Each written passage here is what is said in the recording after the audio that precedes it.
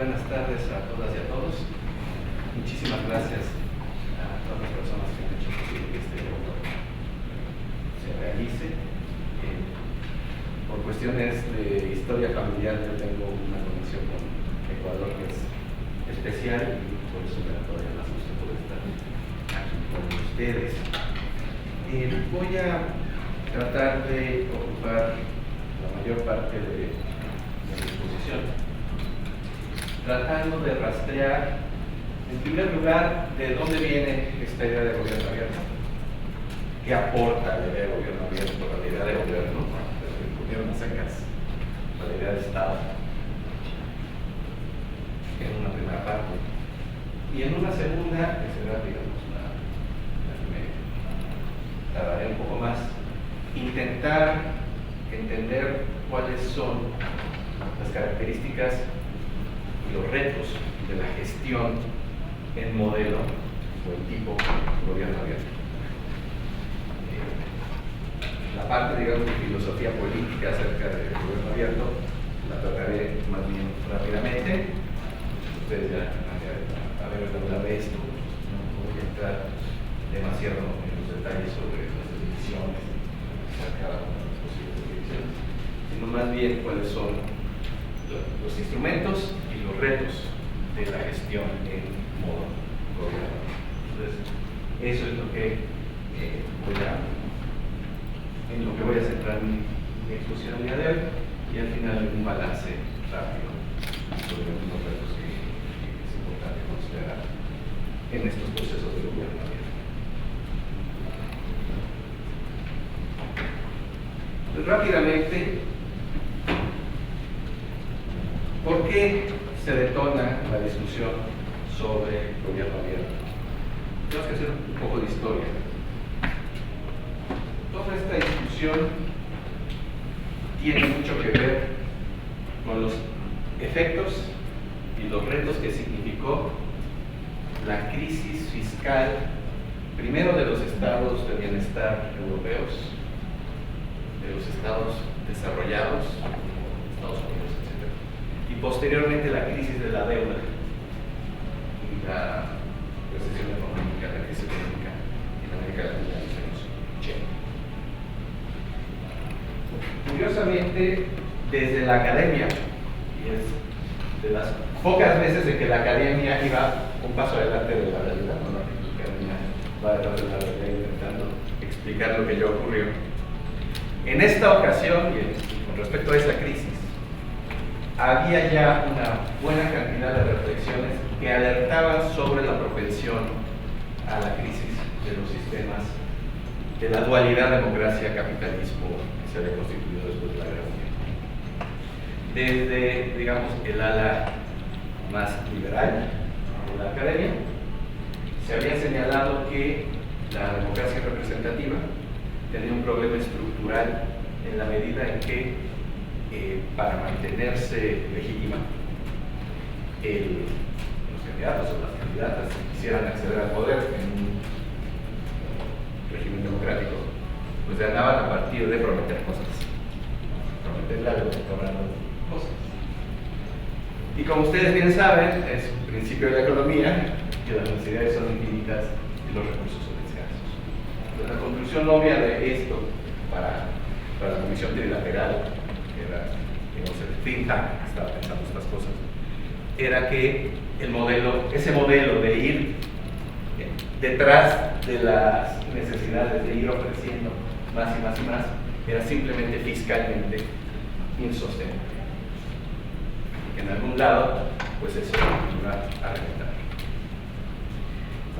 Otra ala, digamos, desde el otro lado de la calle, tenemos a los estudios del neomarxismo, particularmente los alemanes Habermas y Klaus Hofe, que, reinterpretando el modelo marxista, alertaban de que el estado de bienestar, como construcción ideológica, había logrado generar la apariencia de armonía en las sociedades. Se reconocían a las masas de derechos, se les daba seguridad social, se les daba empleo, etc. Al mismo tiempo que se garantizaba al capital que serían economía de mercado. El Estado no iba a tomar para sí los medios de producción, sino que se iba a mantener una economía básicamente capitalista. Y todos felices, ¿no? La ecuación era, si hay crecimiento económico gracias al capitalismo, eso generará impuestos que permitirá fondear servicios sociales, lo cual generará pues, una población contenta, satisfecha, que a su vez votará en las elecciones legítimas del sistema. Y esto es una máquina de perpetua legitimación, si ustedes quieren ponerlo así. Bueno, estos marxistas decían, es que eso en realidad no es cierto. La contradicción fundamental entre capital y trabajo se mantiene, y en algún momento esto va a quebrar. ¿Por qué? Porque entre más necesidades quieras cubrir a fin de generar servicios sociales, mayores tasas impositivas vas a tener que ponerle al capital. Eso genera rendimientos más pequeños para los capitalistas, que empiezan a encontrar menos atractivo que mantener sus actividades. Eso genera desempleo, que al mismo tiempo reduce el crecimiento económico, que al mismo tiempo reduce los impuestos que están disponibles para generar más servicios sociales, y ahí tienes la ecuación perfecta para tener una crisis sistémica del capitalismo. Lo interesante es que para la década de los 70 estos vaticinios se hacen realidad. Tenemos el caso de Gran Bretaña, que es el primer país en solicitar un programa de ajuste estructural al Fondo Monetario Internacional y el Banco Mundial. No es un país latinoamericano, del tercer mundo, es un país desarrollado. Y él ya no aguanta, su sistema de fiscalidad no aguanta la forma en que se está sosteniendo el estado de bienestar, y tienen que entrar en una fase de ajuste estructural.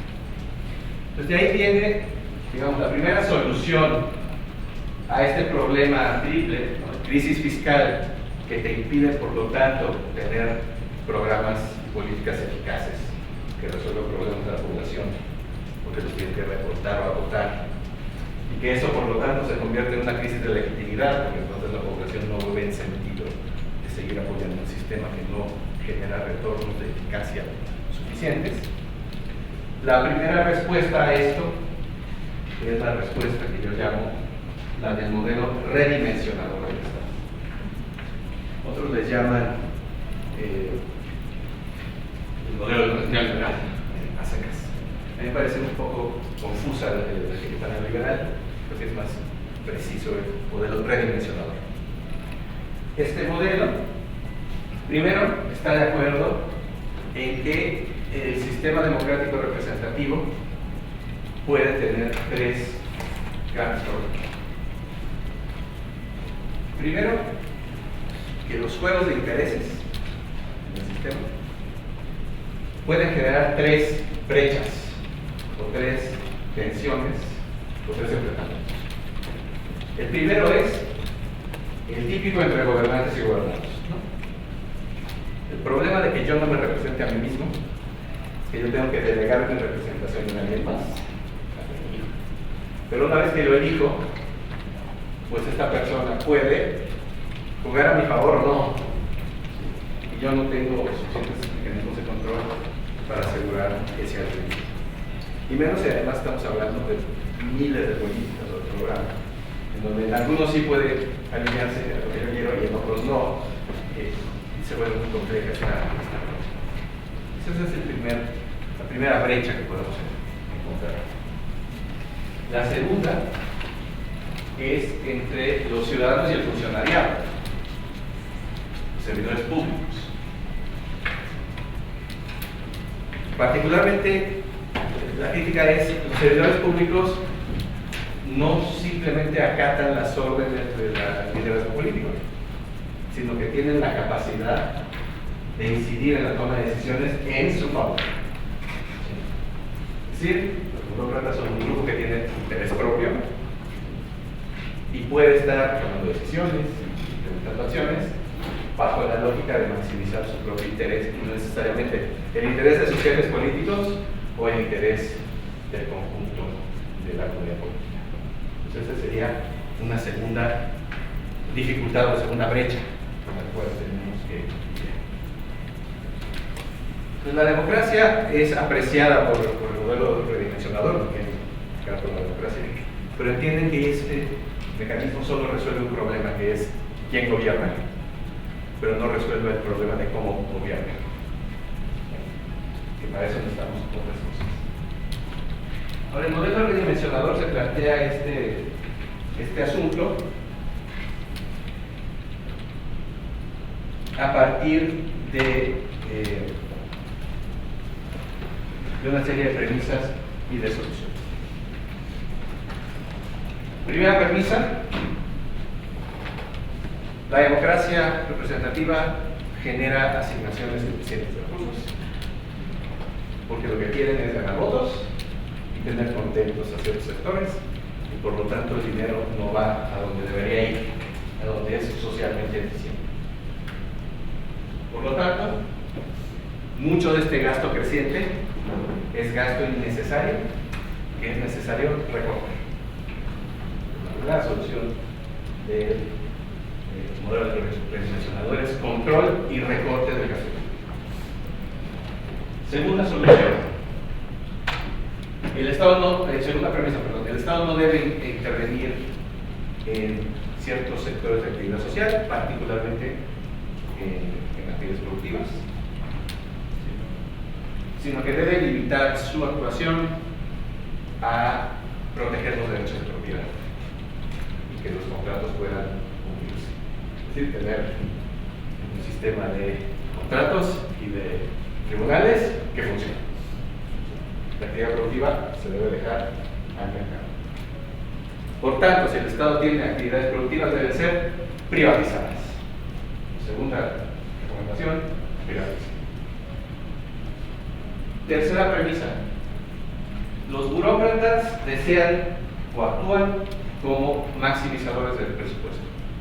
Incluso si son altruistas, los burócratas tienen incentivos para intentar jalar más aguas como los neoliberales. Por lo tanto, es necesario reafirmar la subordinación del aparato o del cuerpo burocrático al liderazgo político, lo cual puede implicar incluso transformaciones de los servicios de profesionalización pública. Una de las grandes herramientas del modelo neoliberal en los países anglosajones fue sustituir personas de carrera por asesores designados directamente por el primer ministro del presidente. Entonces, reafirmar el control político del aparato burocrático. Segundo cuarto y último, la premisa: los grupos organizados extraen rentas del Estado, dispersando los costos entre toda la sociedad. Aquellos que están bien organizados pues, son capaces de pedir protección para sus industrias, ¿sí?, o exenciones de impuestos para sus actividades, y esos costos pues, no los pagan ellos, sino los paga la sociedad.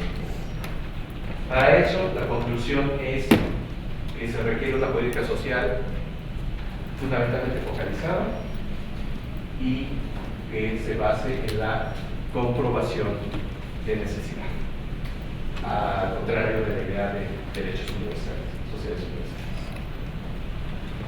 ¿Qué pasa con el modelo redimensionador?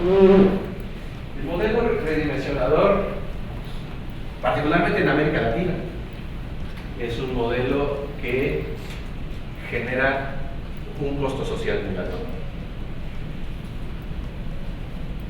que no necesariamente recorta el tamaño del gobierno, sí desacelera el crecimiento del gasto público, eso sí, lo logra, pero no necesariamente el gasto público reduce como proporción del PIB, del Producto Interno Bruto. Eso se mantiene más o menos estable. 3, sí se privatiza mucho, en México y en otros lugares, en América Latina y en otros lugares, pero esa privatización no se traduce en una reducción del Estado, porque como decía un profesor mío de la licenciatura, que se llamaba Vincent Wright, cuando tú recortas al Estado de un lado, crece de otro, es como un globo. tú recortas actividades productivas, requieres organismos reguladores. Porque si vendes la telefonía, pues para asegurarte que eso no se vuelva un monopolio expoliador de la población, necesitas un ente regulador, ¿sí? Que se asegure que las tarifas son correctas, que si vas a hacer competencia en ese mercado, las tarifas de producción sean adecuadas. Necesitas gente que garantice que ese mercado funcione, ¿sí? Porque de entrada esos mercados existen en lugares donde la competencia es difícil, ¿sí? En gran medida por eso estaban en el sector público, porque no eran mercados competitivos. Si los vas a hacer al sector privado, pues necesitas todo un aparato gubernamental nuevo que regule esas relaciones. Además, el modelo redimensionador encuentra sus límites relativamente rápido. Para finales de la década de los 80, en la mayoría de los países queda poco que privatizar.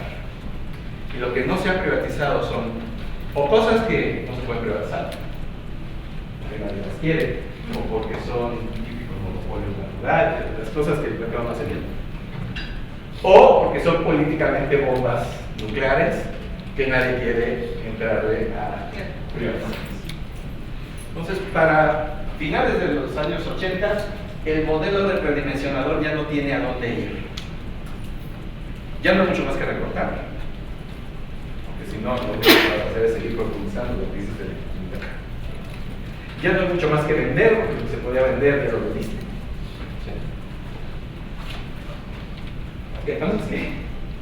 Pues cuando me dicen que el modelo redimensionador en los años 90, a los años 90 el modelo redimensionador ya había dado lo que podía haber.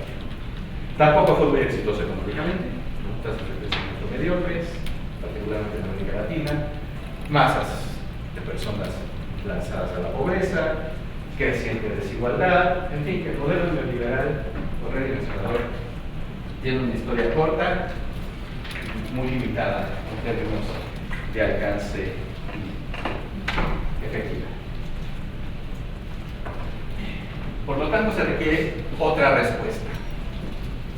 La primera respuesta fue modelo redimensionador. Cuando encontramos los límites de ese modelo, requerimos otra respuesta. Y es aquí donde aparece la nueva gestión pública.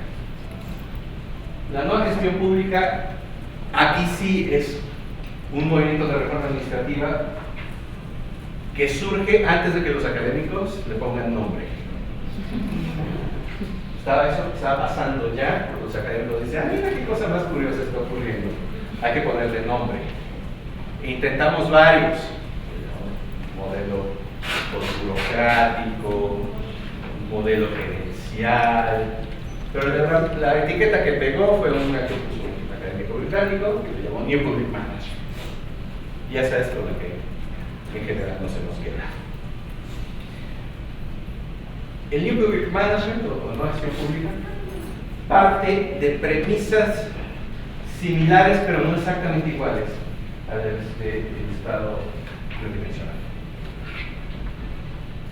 En primer lugar, y quizás es la premisa más importante que lo diferencia del neoliberalismo, es la nueva gestión.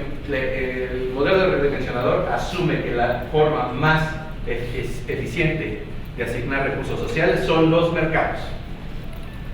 Por tanto, el Estado siempre va a ser más ineficiente que el mercado. Punto. No hay discusión. Por lo tanto, entre más mercado, mejor. Nueva gestión pública no parte de ese supuesto. Nueva gestión pública dice: el Estado puede ser al menos tan eficiente como el mercado, bajo las condiciones correctas. ¿Cuáles son esas condiciones correctas? Pues tenemos que hacer frente a dos problemas que tiene el Estado contemporáneo. Fundamentalmente las administraciones públicas. La nueva gestión pública está más orientada a la reforma administrativa. Dice, lo primero es que tenemos que resolver lo que los economistas llaman el problema agente principal. Suena esotérico, pero es simplemente cómo nos aseguramos que los burócratas actúan en el interés de los representados y no en su propio interés. ¿Cómo establecemos condiciones institucionales que nos aseguren un alineamiento entre el comportamiento del cuerpo burocrático y el mandato político que ejercemos? Ese es el problema del fiscal. ¿Cuál es la respuesta de la nueva gestión pública? La respuesta es: intentemos introducir en el sector público las presiones que enfrenta una empresa privada, la competencia, la presión competitiva. Otros le llaman la disciplina del mercado. ¿Qué es la disciplina del mercado? Pues que si no eres eficiente, cierras, quiebras y adiós, y pierdes tu inversión, etc. Eso es lo que hace la gestión pública, que los mercados sean innovadores, flexibles, lo que llamaba un sociólogo Schumpeter la destrucción creativa del mercado, ¿no? Que va destruyendo cosas que son ineficientes o anacrónicas y va generando nuevas empresas que generan nuevos servicios, nuevos bienes, que innovan, etc. Bueno, ¿cómo podemos traer esa disciplina del mercado y esa amenaza de destrucción creativa al sector público? Si metemos a los burócratas, dice la hipótesis de la nueva gestión pública, a un escenario en donde se les presiona competitivamente, poniéndoles en riesgo su propio trabajo, poniendo en riesgo su propio despido, pues van a alinear sus actuaciones al interés del mandato político. Entonces, ¿qué tenemos que hacer?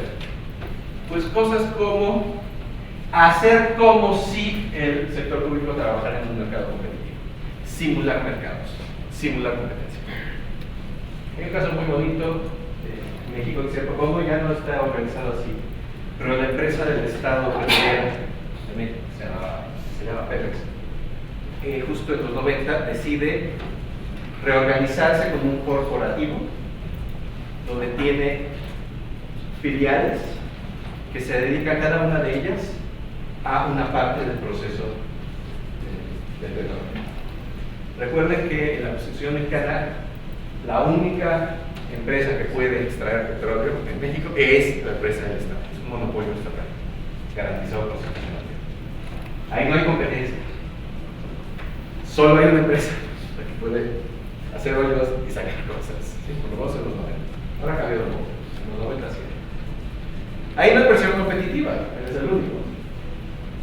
¿Cómo le hacemos para simular que hay presión competitiva? Pues hicieron lo siguiente. Hacemos una filial que es exploración y extracción, los que buscan un petróleo que se saca, Pemex refinación y Pemex distribución, la distribución de los productos. Y cada una de ellas tiene que venderle a la otra lo que produce, recuperando sus costos, y solo puedes vender a precio internacional. Entonces, el mercado internacional sí es competitivo, ¿no? Le impones a la empresa que tiene que funcionar bajo una estructura de costos que al menos se sufrague con lo que te van a dar cuando exportas petróleo, el precio internacional de barril. Y entonces simulas que Pemex Refinación le compra petróleo a los que extraen, y esos refinados Pemex Refinación se los vende a Pemex Distribución, y al final él los vende a precio internacional. En realidad no hay ningún mercado ahí, es toda una simulación contable. Está en las computadoras solamente, no hay intercambio de dinero en realidad. Pero la idea es someter a la empresa a presión competitiva. Eso más o menos funcionó, pero es una estrategia típicamente nueva. Otra es subcontratarse la producción de bienes y servicios públicos por procesos competitivos. Ya no es la típica subcontratación de la limpieza de los edificios o el mantenimiento, sino subcontratar servicios sustantivos. Subcontratas el servicio educativo. Entonces, hay escuelas privadas, y el gobierno les paga un dinero para que presten el servicio a ciertas poblaciones. Y es competitivo. Hay esquemas como estos en Colombia, por ejemplo, o en España, con las escuelas que se llaman concertadas. Segundo problema, la sobreburocratización. La gestión pública dice, el segundo problema que tienen las administraciones públicas es la sobreburocratización. Tenemos que bajarle a la inflexibilidad, al entramado de normas que no te permiten actuar, tenemos que desregular la administración pública. ¿Cómo podemos pasar entonces a una organización post-burocrática? Pues a partir de introducir en el sector público herramientas gerenciales y dejar a los administradores que administran, dar cierta libertad para manejar sus presupuestos, su personal, etc., y medirlos por resultados. Típicamente, en el mundo anglosajón se crean agencias autónomas que brindan un servicio específico a partir de un contrato con un ministerio cabeza, y se van generando incentivos, ¿sí? Indicadores, etcétera, para ir midiendo la eficacia de estas instituciones. Entonces, la nueva gestión pública es la combinación de dos estrategias de reforma administrativa, que es lo que algunos llaman la marketización del sector público, que es establecer incentivos de mercado, y dos, el gerencialismo, que lo que quiere es darle la oportunidad a los administradores para que hagan lo que saben hacer, que es administrar, darles reglas, darles herramientas gerenciales, etc. Esa es la gestión. Se puede hacer esto con computadoras o sin computadoras, y gobierno es otra cosa. Digamos, lo que distingue a la gestión pública no son las computadoras, sino es esto: marketizar o hacer o potenciar la capacidad de los gerentes para gerenciar.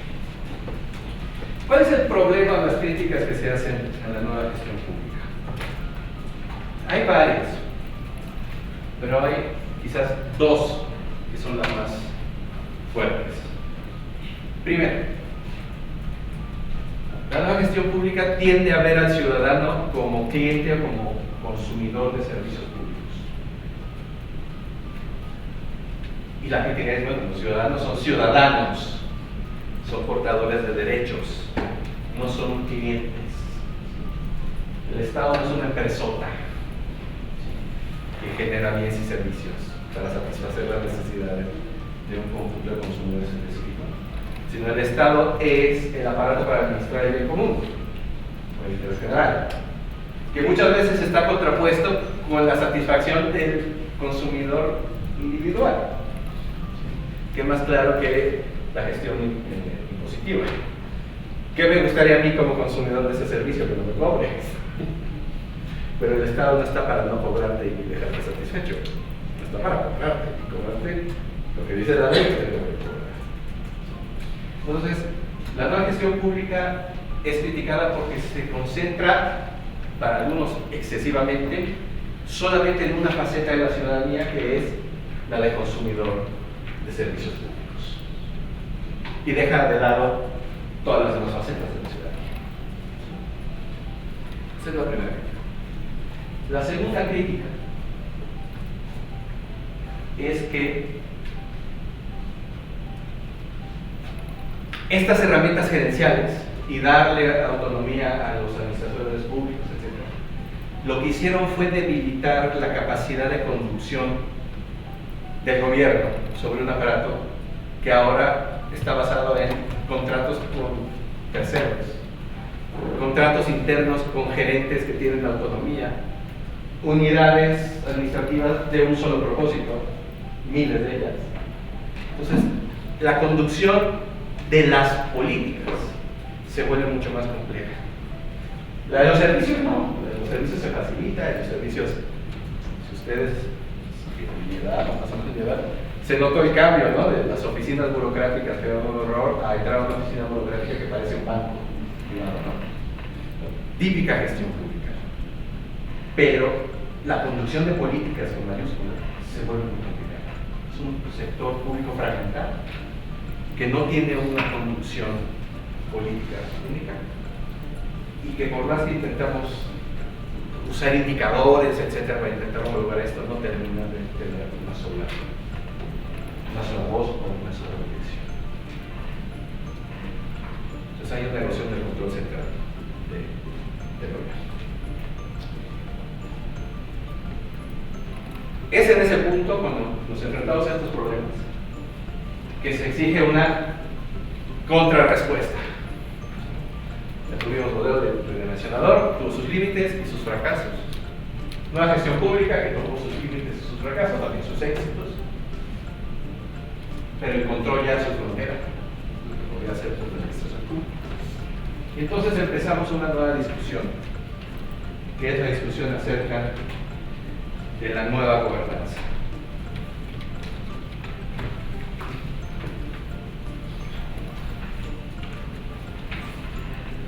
Si hay algo que se recupera de la nueva gestión pública y que es, para enfrentar problemas complejos, es muy difícil que el gobierno pueda solo. Se requiere de ir o de generar la colaboración y que se compartan recursos entre un ámbito mayor de actores sociales, privados y de la sociedad civil. La solución de la nueva gestión pública es, pues, subcontrátalos. Es una solución un poco estrecha. Es que necesito la sociedad civil. Pues hazles un contrato. ¿No? Eso para algunas cosas funciona, para otras no funciona tanto. Lo que dice nueva gobernanza es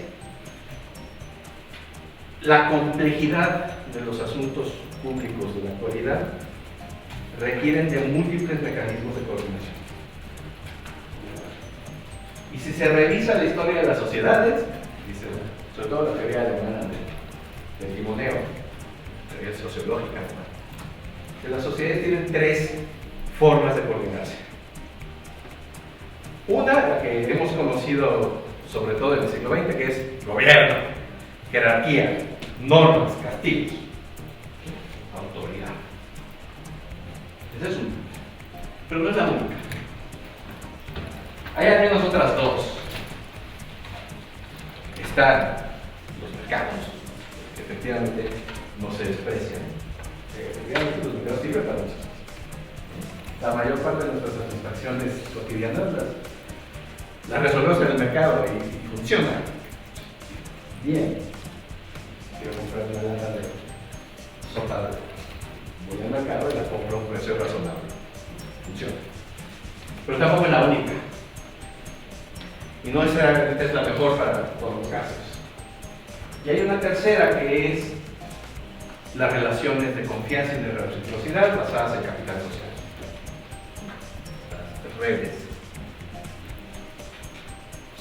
de capital social. La nueva gobernanza lo que dice es, ante los problemas complejos del hoy, no podemos recurrir ni a la ilusión de puro mercado, ni a la ilusión del Estado que lo pone a todo, sino que tenemos que ser mucho más sofisticados e intentar articular estos tres mecanismos de coordinación social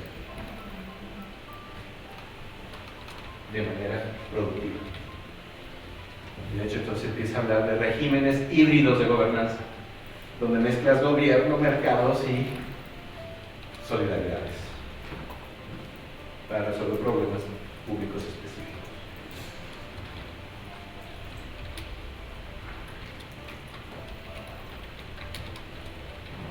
Entonces es aquí donde vemos un viaje conceptual en donde empezamos con el viejo Estado de mediados del siglo pasado, en donde el ciudadano era fundamentalmente beneficiario de los servicios públicos. Pues yo diseño los servicios, yo establezco los derechos, las obligaciones, los requisitos, y tú eres un administrador, tú eres un beneficiario que recibe este valor público. Una relación jerárquica basada en el modelo fordista de producción, es decir, mismo servicio para todo el mundo. Es que yo tengo necesidades especiales. Bueno, como decía Henry Ford, Usted puede tener el modelo T en cualquier color siempre y cuando sea negro. Bueno, usted puede tener seguridad social siempre y cuando sea la que yo presto, ¿sí? No la que usted necesita. Pasamos a la gestión pública en donde yo soy consumidor, ¿no? Puede incluso escoger proveedor público de cosas, puede elegir la escuela, ¿no? Okay. Pero ya vimos que eso es una faceta muy estrecha de la ciudadanía, que no nos permite llevar a la sociedad en conjunto a un mejor estadio. A lo mejor nos permite llevar a ciertos consumidores a estar más satisfechos con ciertos servicios, pero no nos lleva a un futuro social, ¿sí? Mejor. Y pasamos a recuperar la idea de ciudadano con mayúscula. Este ideal ciudadano del discurso de Pericles, ¿no? De la oración fúnebre de Pericles. Estos ciudadanos ilustrados que se involucran en lo público, que discuten, que deliberan, que se reparten tareas, que juntos trabajan en pro de la comunidad. Entonces, ese es el arco que hemos cubierto en estos años de reformas del Estado. Lo cual implica recuperar la idea de derechos y obligaciones, la idea de compartir recursos de todo tipo, particularmente con énfasis en la inteligencia colectiva, o las masas inteligentes, los llama un autor. Porque el Estado no lo sabe todo, ni lo puede todo, sino que hay recursos socialmente dispersos, que se pueden aprovechar siempre y cuando haya el mecanismo de coordinación para esta cooperación. Y por lo tanto, combinar jerarquías con formas de colaboración en red. Eso es, digamos, lo que está detrás de la idea de nueva gobernanza. El Estado sigue siendo muy importante. A diferencia del modelo redimensionador, que lo que quería era quitarse el Estado de encima, la nueva gobernanza pone al Estado en el centro de la gobernanza, pero no lo pone solamente como la violencia institucionalizada, sino lo pone como un actor que puede, gracias a que tiene violencia, puede facilitar la articulación de intereses, puede puentear entre distintos sectores sociales, puede asumir la representación del conjunto de la sociedad, etc. Para articular estas redes. Esa es otra diferencia importante con el modelo redimensionador. La discusión ya no es si el Estado debe ser grande o chico.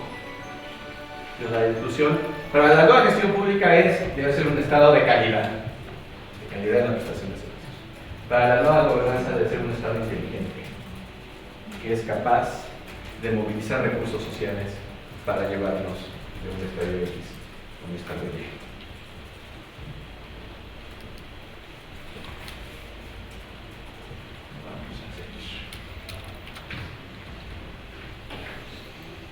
Y aquí es donde aterriza la idea del gobierno abierto. El gobierno abierto es parte de una cosa mayor, que es esta nueva gobernanza, y que intenta recuperar esta idea originaria de la democracia como la participación activa en los asuntos de la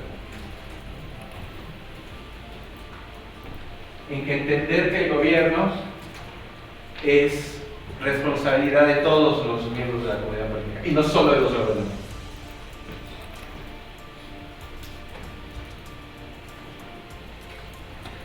Ahí está una de las mesas de creación de la elección de México, segundo plan de elección de México, en contraste con la visión de cómo era el agua en la experiencia. Es una visión renacentista, obviamente, pero es un poco esa idea de tener espacios en donde nos encontramos, deliberamos y tomamos decisiones.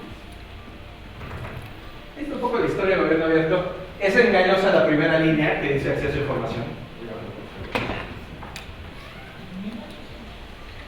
porque hay un outlier, hay un caso excepcional que son los suecos, que tienen una ley de acceso a información que viene desde 1800, de 1700. Pero en realidad es un caso, luego una línea punteada hasta los años 50. Por eso les digo que la línea es engañosa, porque hay un caso en Suecia y luego no hay nada. Hasta la década de los 50 con Estados Unidos, que pasa Acta de Acceso a la Información, de Derecho a Acceso a la Información. Y después, particularmente en los años 2000, donde hay toda una marejada de leyes de acceso a la información, particularmente. Entonces, ese es uno de los antecedentes. La idea del derecho de acceso a la información. El segundo es la incorporación de las tecnologías en los gobiernos. Y es que, ¿cuál era el argumento razonable, por otra parte, de decir la democracia directa no es práctica? Pues porque en naciones de miles de personas y millones de kilómetros cuadrados, no es lo mismo reunir a la población ¿cuál era la ciudad de Luzón? En Ginebra, en la plaza de Ginebra, a juntar a todos los ciudadanos ecuatorianos en el Amazonas, ¿no? ¿Dónde cabrían? No cabrían ni en la Carolina. Es impráctico. Bueno, el problema se resuelve, al menos parcialmente, con tecnologías. Gracias a las tecnologías. Si bien no podemos reunirlos a todos, sí podemos acercarnos bastante a eso. Sí, en algunas circunstancias se podemos hacer. El siguiente antecedente es la idea, ya pasar del derecho de acceso a información a la idea de reuso de la información. Es decir, que la información de mano del gobierno sea generada, presentada, de manera que los ciudadanos puedan tomar ventaja y agregar valor privado o valor público, a partir de acceder a esta información. Y después ya viene la idea de colaboración, como si podemos colaborar en datos, ¿por qué no podemos colaborar en políticas? Entonces, tenemos el paso natural, podemos tener datos abiertos y alianzas para compartir datos, procesar datos, generar nuevos modelos de negocio con datos públicos y privados, y modelos de gobernanza sofisticados para datos abiertos. ¿Por qué no podemos hacer eso en política pública? No, más allá de los datos. Entonces ahí es, y aprovecho la oportunidad para hacer la distinción entre gobierno abierto y datos abiertos. Datos abiertos sí son parte del movimiento de gobierno abierto, pero gobierno abierto no es sinónimo de datos abiertos o de portales de datos abiertos. Es llevar la colaboración más allá de los datos, al ámbito de las políticas. Ya tiene mucho que ver sobre esto. Ahí hay algunas definiciones. A mí hay las dos que más me gustan de gobierno abierto, es la de la OCDE, que dice que el gobierno abierto es una cultura de gobernanza que promueve los principios de transparencia, integridad, rendición de cuentas y participación de las partes interesadas en apoyo de la democracia y el crecimiento inclusivo. Me gusta la idea de que es una cultura, porque efectivamente el gobierno abierto no se expresa solo en leyes, en reglamentos, en ordenanzas, sino se expresa en una voluntad permanente y renovada de colaboración intersectorial. Por eso me gusta esta definición. La otra es más larga, pero también más precisa, que es la de la Carta Iberoamericana de Gobierno Abierto, que además ya tuvieron aquí a uno de los autores que les habló, que es Camisa Lujas, que es uno de los autores de esa carta, que dice que es el conjunto de mecanismos y estrategias que contribuyen a la gobernanza pública y al buen gobierno, basada en los pilares de transparencia, participación ciudadana, rendición de cuentas, colaboración e innovación, centrado e incluyendo a la ciudadanía en el proceso de la toma de decisiones, así como en la promoción y implementación de las políticas, la fortaleza de la democracia y las actividades. Más o menos de eso es lo que estamos hablando cuando hablamos de gobierno abierto. La colaboración para mejorar la gobernanza democrática de un país o de una nación. Ya les han dicho mil veces, hay miles de definiciones de gobierno abierto. Donde hay consenso es en estos cuatro elementos, que el gobierno abierto se expresa en iniciativas de transparencia o de acceso a la información pública, en iniciativas de participación de la ciudadanía. No me gusta decir participación ciudadana porque a veces incluso pueden participar los no ciudadanos, es decir, menores de edad.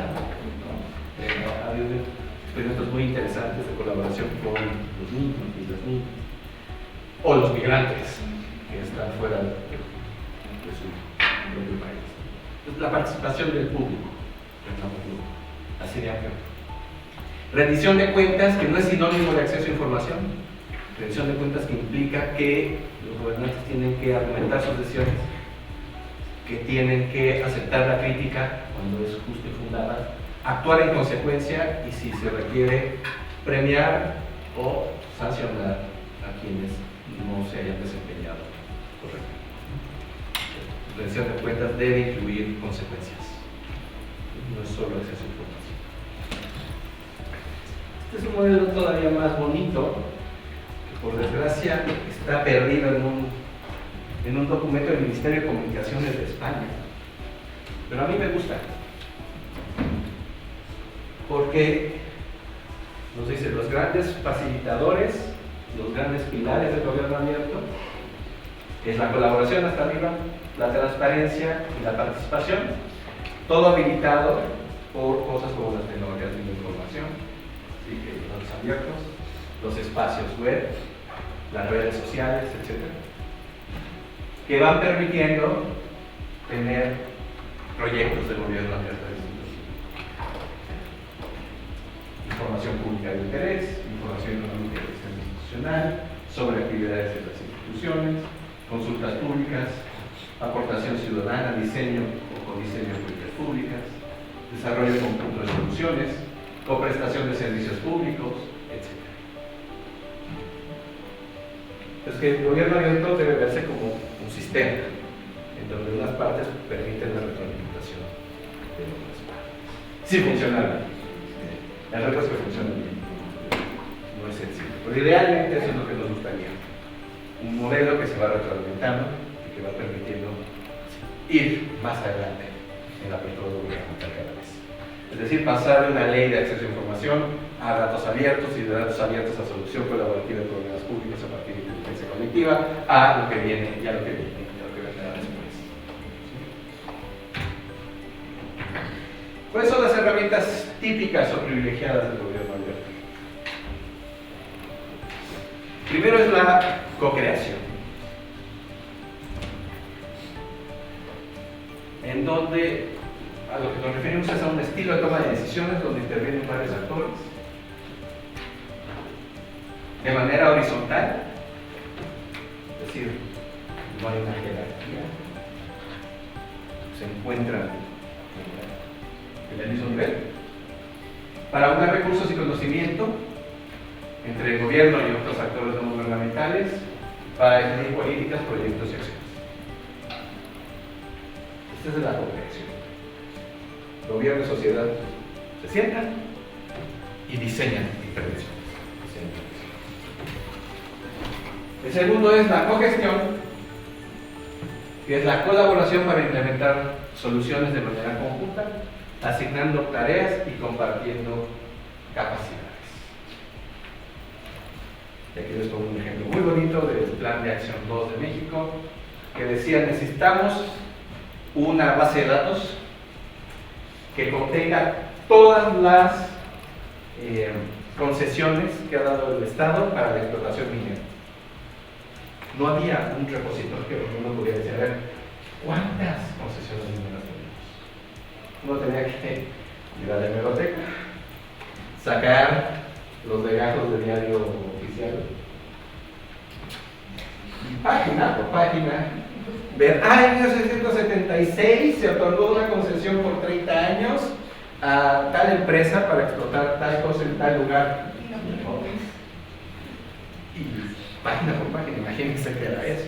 Hasta la propia autoridad carecía de esa información. Entonces, ¿cómo fue la cogestión de la solución? Una organización de la sociedad civil que se llama el Instituto Mexicano para la Conectividad le regaló un software que lo que hace es, ahora que estamos en una nueva generación, scrapear los diarios oficiales para sacar todas las notas que dicen concesión minera. Y ya con eso acotas al menos el universo de páginas. Y gracias a ese sistemita que automáticamente te detecta eso, es el que el día de hoy alimenta el sistema oficial de conteo y de repositorio de las concesiones mineras en México. Es una sociedad civil y el gobierno que comparten recursos y capacidades para generar una plataforma de datos.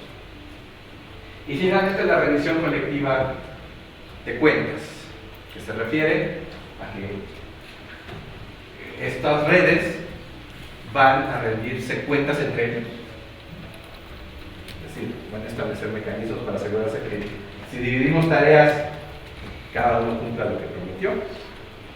Y hacia el público van a rendir cuentas como un conjunto. No se va a decir, yo sí hice lo mío, el gobierno no hizo lo suyo. No, ya somos una asociación, ¿no? Entonces, el rendimiento de la asociación es responsabilidad de todos los miembros de la asociación. Algunos le llaman a esto ya ir a una especie de gobierno.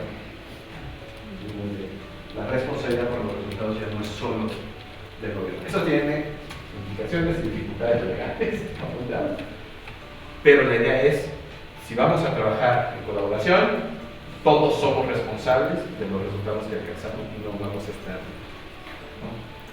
nada más señalando a los demás.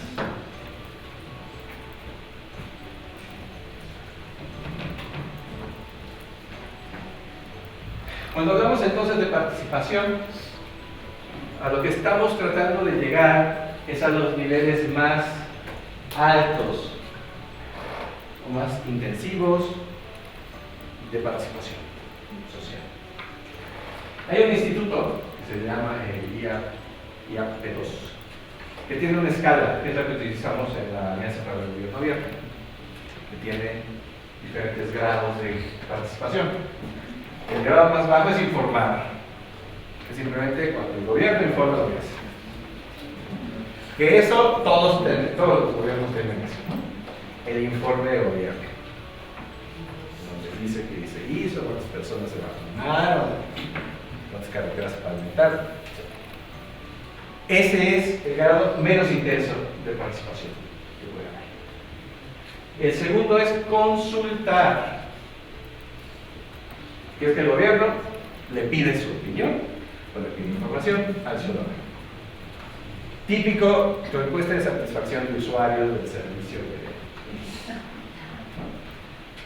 el gobierno le pregunta, ¿está usted satisfecho con el servicio de limpia? Le recogen la basura a tiempo, lo tratan bien, etc. Este es el segundo nivel, consultar. O he decidido hacer esta política, ¿tú qué piensas? Pero normalmente no es una participación interactiva. El siguiente sí es más interactivo. Es traer a la mesa a actores no gubernamentales a discutir asuntos y donde sí hay réplica y contrarréplica y retroalimentación entre las partes. Y en donde la toma de decisiones responde o tiene la responsabilidad de responder a los planteamientos que te han hecho en esas reuniones. Luego está colaborar, en donde ya la decisión no la toma el gobierno solamente, sino la decisión la toma el conjunto de actores que están involucrados.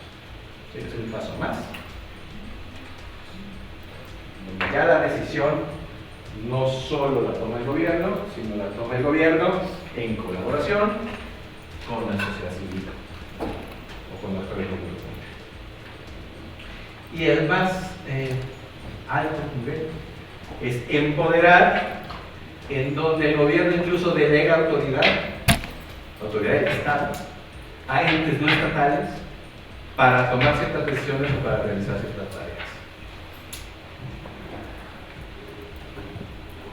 Esto ya no es muy común. Eso, así rápido, de pronto me viene otro ejemplo, perdón que sea mexicano, soy muy mexicano, extraño la tierra. En México tenemos un instituto de vivienda para los trabajadores que lo que hace es dar créditos hipotecarios para las personas asalariadas. Pero esa institución es tripartita. Su consejo de gobierno está integrado de manera equitativa por gobierno, los sindicatos y los empresarios. Y hay un presidente, un director que sí nombra el presidente de la República, pero digamos, la organización no es una organización gubernamental, sino es cuasi gubernamental. Esa organización tiene constitucionalmente otorgado el derecho de cobrar un impuesto, que es el 5% del salario del trabajador que se va a su fondo de vivienda. Eso es el Estado delegando una facultad netamente estatal, que es cobrar impuestos, quizás la más estatal de todas, a un ente cuasi gubernamental, que no es completamente público. Eso ya es empoderar, darle autoridad pública a cuerpos no gubernamentales. Cuando hablamos de gobierno abierto, lo que queremos es pasar de consultas intermitentes a gobernanza colaborativa. Es decir, a máximos niveles de frecuencia o permanencia, que sean cuerpos permanentes, y un máximo nivel de involucramiento posible. Esto es a lo que aspiraríamos cuando hablamos de gobierno abierto. Una gobernanza colaborativa que no es, los consultores para el plan de acción y luego no nos volvemos a ver sino dentro de 2 años. Eso no sería gobierno abierto.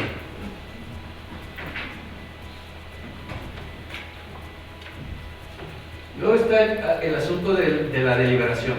Dijimos, co-crear implica deliberar. La co-creación tiene sus retos. Lo primero es que cada ejercicio de deliberación requiere o tiene ciertos requisitos que se deben cumplir.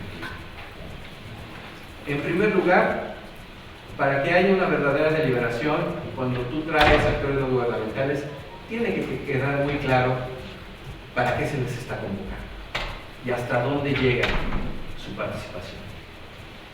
Porque estamos muy acostumbrados a que te llaman a un foro que no sabes de qué es, a preguntarte quién sabe qué, y no sabes de lo que salga de ahí qué va a pasar con eso. Entonces, la primera regla es, tiene que quedar claro para qué se está preguntando. Los límites o el encuadre de esa consulta o de esa colaboración. Lo segundo es información. Y es que la resistencia mayor a ejercicios colaborativos de parte del gobierno, por lo menos, es, pero es que la gente no tiene la información necesaria para poder tomar una decisión en este momento. Puede ser cierto. Entonces, el primer paso antes de ponernos a discutir cualquier cosa es ofrecer información. Y hay un ejemplo bonito, este no es mexicano, es noruego. En la década de los 90, después del boom petrolero en Noruega, se encontraron petróleo y se hicieron millonarios con petróleo. Ya para los 90 dicen que necesitamos hacer una política pública acerca de qué vamos a hacer con el dinero que está entrando del petróleo. Es una decisión técnica sofisticada, pero lo vamos a abrir a todos los ciudadanos noruegos. Solo hay una condición: tú puedes participar siempre y cuando tomes un curso de 7 días sobre política energética, en donde se te van a exponer los diferentes enfoques, puntos de vista, y ya después de que concluyas el curso, tienes derecho a participar. Claro, son noruegos, primero son 3 y tienen dinero. Entonces, claro que no estoy diciendo que todo el mundo pueda hacer eso, pero lo que me refiero es que se puede participar en asuntos complejísimos, siempre y cuando tú recibas información primero. Información que puedas contrastar, debatir, etc. Tercera cosa, los diálogos, y en eso Counterpart es especialista, los diálogos tienen que ser estructurados. Esas sesiones de consulta en donde llega y cada quien habla de lo que se le pega la gana,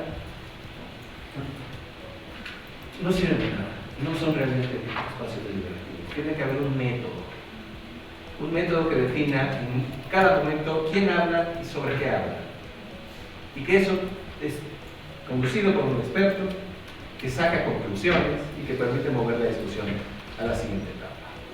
Si no, simplemente estamos, como dicen los españoles, mareando la perdiz, pero que no avanzamos en términos deliberativo. Entonces, esto de gobierno abierto no es, pues yo me planto frente a un grupo y ahora díganme qué piensan. No, requiere planeación, requiere método, requiere especialización, en fin, requiere tomarse su tiempo para hacer las cosas bien. Y el tercero, la gran tercera exigencia de un proceso deliberativo es que lo que quizás más enoja a alguien que participa en un proceso deliberativo es no saber qué pasó con eso que viví. El silencio después de la consulta. Pues no vuelves a saber qué pasó después, mi opinión, para qué decisión se usó, o si no se usó, por qué no se usó. Entonces, la tercera condición es responder a los planteamientos que se han hecho. Al menos explicar por qué se tomaron algunas decisiones y no otras, etc. Que ese es el reto que viene ahora con la aprobación del plan de acción. Es informar a todos los que fueron consultados, que fueron muchas personas, dónde quedaron mis propuestas. ¿Qué fue de eso que yo propuse? Hay otro reto, que es que la deliberación, si nos apegamos a la definición de diccionario, implica la adecuada consideración de todos los puntos de vista. Por lo tanto, uno aspiraría a que los que deliberan de alguna manera representan la diversidad de puntos de vista existentes alrededor del tema. Por lo tanto, la calidad de la deliberación depende de manera crucial de los que son invitados a deliberar. Tienes que elegir. Y ahí hay siempre una tensión entre diversidad de participantes y profundidad de la discusión. Entre más participantes invites, menos profunda va a ser la discusión. Entre más profunda sea la discusión, más puntos de vista pueden quedar excluidos. Entonces hay que intentar el aristotélico punto medio, que nos permita tener muchos puntos de vista, pero que a la vez nos permita discutir de veras y no solo repasar por encima de las cosas. Y ahí hay varias estrategias, con ventajas y desventajas. La primera es que los que deliberan sean electos por distintos sectores sociales. Entonces los jóvenes eligen sus representantes, los suyo, o el barrio A elige su representante y el barrio B y el barrio C. Esto puede funcionar, pero tiene el problema de la democracia representativa, que es puede dejar fuera a ciertos sectores que no tienen el tiempo o los recursos para votar o ser votados. Segundo, selección aleatoria. Tú dices, yo quiero la representación del municipio X, Pichincha, quiero la deliberación y quiero traer representantes que sean representativos estadísticamente de la población. Entonces haces un muestreo y envías invitaciones a los domicilios que has elegido a partir de esta muestra estadística. Eso suele ser lo más imparcial y lo más puramente representativo. ¿Cuál es el problema? Que aquellas comunidades marginadas normalmente requieren un esfuerzo adicional para reclutarlos, porque o no pueden ir o no tienen el interés de ir. Ahí tendrás que tener un esfuerzo especial, una sobremuestra o más si tocas puertas varias veces para asegurarte que van. 3. Muestra de conveniencia. Tú decides, yo quiero que vengan estos sectores, el sector A, el sector C, el sector B. Los empresarios del ramo del transporte, los empresarios de la rama de las plataformas electrónicas, los empresarios del comercio, ¿no? Para discutir la seguridad de la movilidad. Y entonces asigno a cada grupo un representante, o les pido que me manden un representante. Eso suele funcionar siempre y cuando los grupos que tú has predefinido abarquen la mayor diversidad posible. Ya se me están dando aquí. Y finalmente la autoselección, que es dejar que las personas lleguen por sí solas y ellas se representan a sí mismas. Este es el que puede tener mayores riesgos de sesgo. Se sabe, por ejemplo, que en Gran Bretaña los que realmente eligen a los representantes populares son las personas de más de 60 años retiradas, que son los que tienen tiempo de ir a las asambleas locales del partido a elegir a su candidato a diputado. Entonces, generas un sesgo muy fuerte, porque ese es el tipo de persona que tiene el tiempo y el interés, ¿no? Personas de tercera edad, jubilados de clase media o clase media alta, que son los que pueden ir a las 8 de la mañana a una asamblea del partido X. Entonces hay que tener cuidado con la autoselección. Hay otros retos más operativos. Y es esto. Perdón que ya no pude traducirlo al español porque lo acabo de integrar hace unos minutos, pero creo que era importante. El gobierno abierto aspira a que gracias a involucrar a diferentes sectores sociales podamos incidir sobre retos de complejidad alta, es decir, cambiar sistemas sociales. Por lo tanto, nuestros modelos de intervención pueden ir de menos sofisticados a más sofisticados. Podemos tener proyectos conjuntos entre gobierno y sociedad civil, que son de poca duración y con objetivos muy específicos. Construir la escuela del barrio X. Traes empresarios, a la sociedad civil y al gobierno para hacer la escuela. Una vez que acaba la escuela, se acabó el proyecto y la asociación. Segundo, podemos tener programas conjuntos. Los programas conjuntos sí entregan beneficios específicos a servicios particulares, pero tienen una voluntad de permanencia.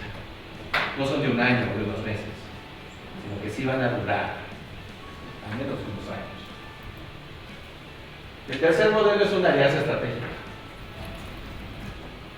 en donde los actores van a colaborar alrededor de uno o más asuntos. Sobre todo, lo que van a hacer es poner o definir una agenda común y le van a invertir recursos propios. Invertir dinero, tiempo o cerebro, ¿sí?, a soluciones económicas. Y la forma más sofisticada de colaboración son los impactos colectivos, que son compromisos de largo plazo, no de corto plazo, alrededor de una agenda común que quieren generar cambios de tipo sistémico y no solo resultados específicos. Gobierno abierto aspiraría a llegar a este tipo de alianzas. Pero es ahí donde el asunto de la rendición de cuentas se vuelve más complicado. Porque acá es sencillo, ¿no? El proyecto se hizo o no se hizo, pusiste lo que te tocaba o no pusiste lo que te tocaba, y ahí se acabó.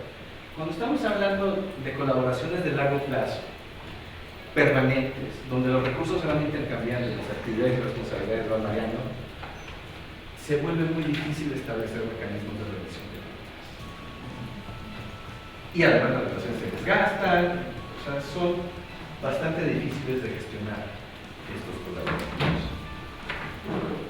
Tengo, digamos, acá los retos de esto.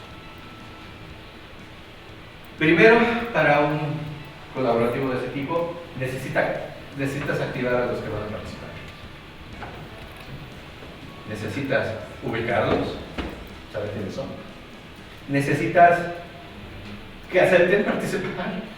¿Sí? Es decir, tienes que generar la suficiente confianza, debes tener la suficiente legitimidad, etcétera, para que la gente quiera participar. Segundo, los procesos de co-creación y gobernanza requieren de alguien que ofrezca conocimiento experto para que estos procesos puedan funcionar. Expertos en mediación, o expertos en ejercicios participativos, o expertos técnicos sobre la materia, que van alimentando a los grupos para que sus discusiones sean ordenadas y productivas. Porque esas juntas de 5 horas en que no se decide nada y todo el mundo queda callado, son el mejor desincentivo para que la red colapse. Entonces, se requiere mucho trabajo de establecer reglas del juego. Luego, si vamos a trabajar por consenso, que es la aspiración del gobierno abierto, pues eso implica establecer las reglas para lograr el consenso.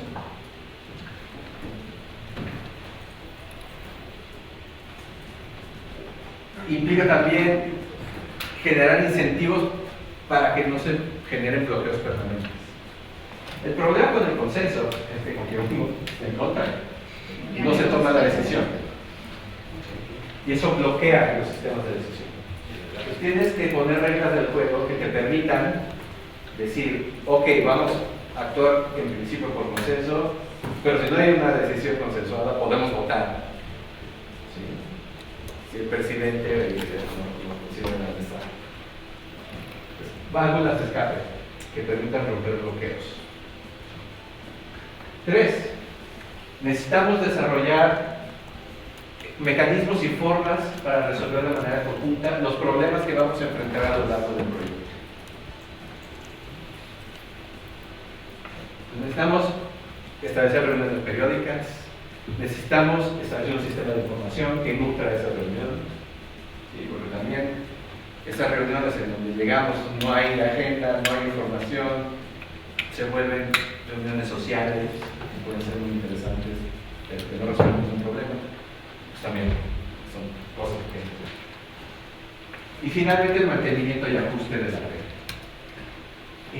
Las redes pueden mutar incluso de objetivos, si es que los objetivos que nos habíamos puesto antes ya no son vigentes. Entonces necesitamos un mecanismo para renovar la red, renovar sus objetivos y hacerla cada vez de nuevo interesante para que participen más en la red. Todos estos son retos importantes y con eso voy a concluir del gobierno abierto y que ustedes están a punto de enfrentar. La redacción del plan de acción, les decía yo el otro día, consume muchísima atención, muchísimos recursos, es agotador. Pues muchas veces lo que ocurre en los países es que ya publicas el plan de acción del gobierno abierto, todos festejan y no se quieren volver a ver en mucho tiempo. Pero ese es un problema, porque el plan de acción es solo eso, es un plan. Pero el plan no se implementa solo.